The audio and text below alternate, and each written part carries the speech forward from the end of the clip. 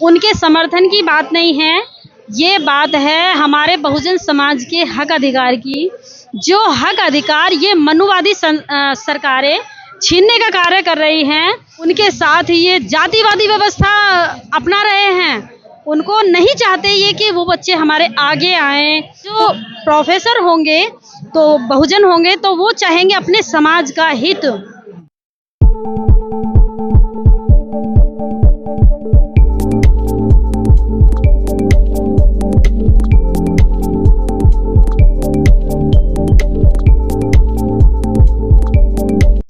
जय भीम साथियों, मैं अरविंद कुमार अंबेडकर प्राइम के माध्यम से मैं भी विश्वविद्यालय पर हूं और विश्वविद्यालय में धरना प्रदर्शन में ऋतु जी के समर्थन में महिलाएं आज बढ़ चढ़ कर आई हैं, हिस्सा लिया है इन्होंने। और ये क्या इन्होंने समर्थन दिया है, अभी हम इनसे बात करते हैं। नमो बुद्धाय, जय भीम। आप यहाँ समर्थन में आए हैं, किस वजह से आए हैं आप लोग? हम डॉक्टर ऋतु जी के समर्थन में आज आए हैं क्योंकि ये सिर्फ उनके समर्थन की बात नहीं है, ये बात है हमारे बहुजन समाज के हक अधिकार की। जो हक अधिकार ये मनुवादी सरकारें छीनने का कार्य कर रही हैं। ये यूनिवर्सिटी में DU जो एक पॉपुलर यूनिवर्सिटी है, उसके अंदर इतने गलत ये कार्य होते हैं हमारे बहुजन समाज के बच्चों के साथ।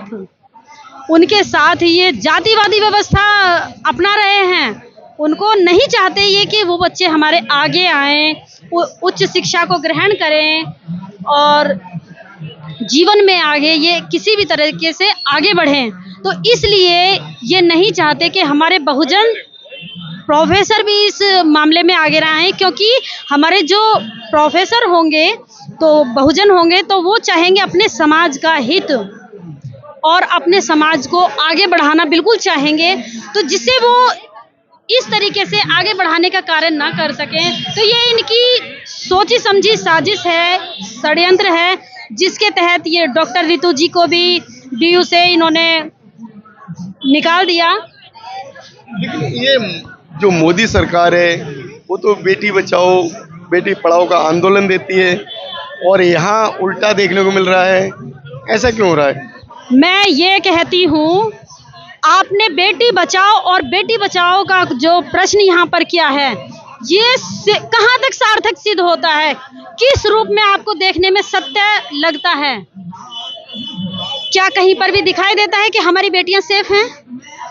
कहीं पर भी देखने को मिलता है हमारी बेटियां ना स्कूल में ना कॉलेज में, यहाँ तक कि DU कॉलेज तक में हमारी बेटियां सेफ नहीं होती हैं, जो कि प्रसिद्ध यूनिवर्सिटी है।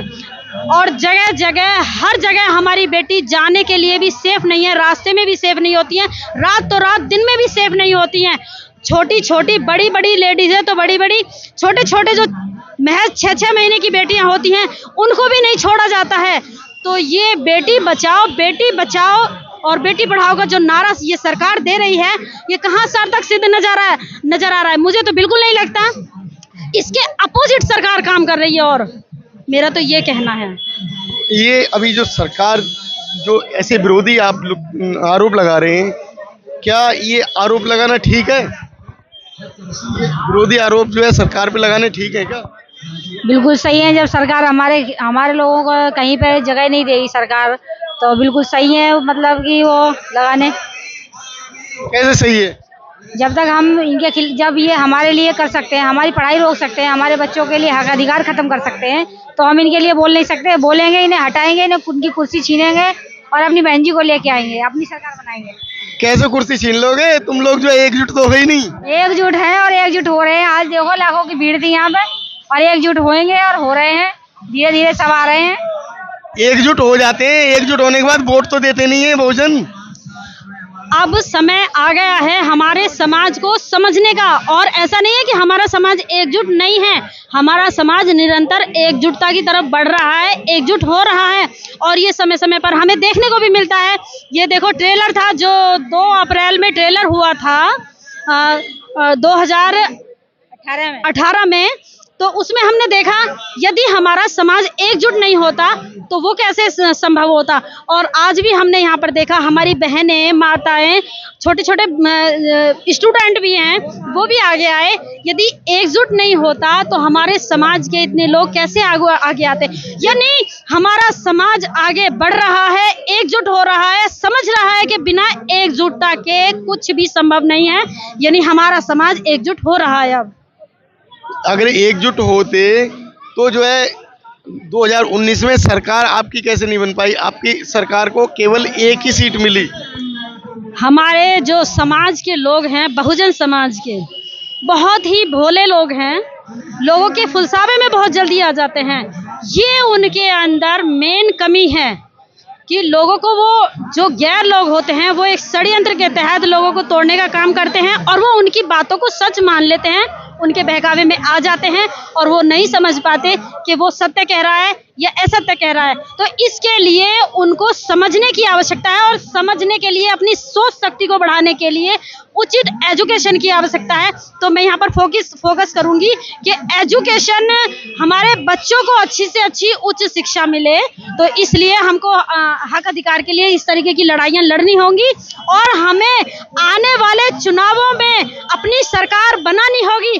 हमारा जगह जगह पर देखने को मिलता है कि लोग हमारे बहुत चेत रहे हैं और सरकार ना आने का एक मेन कारण ये भी है ईवीएम मशीन, हमें इसका बहिष्कार करना होगा।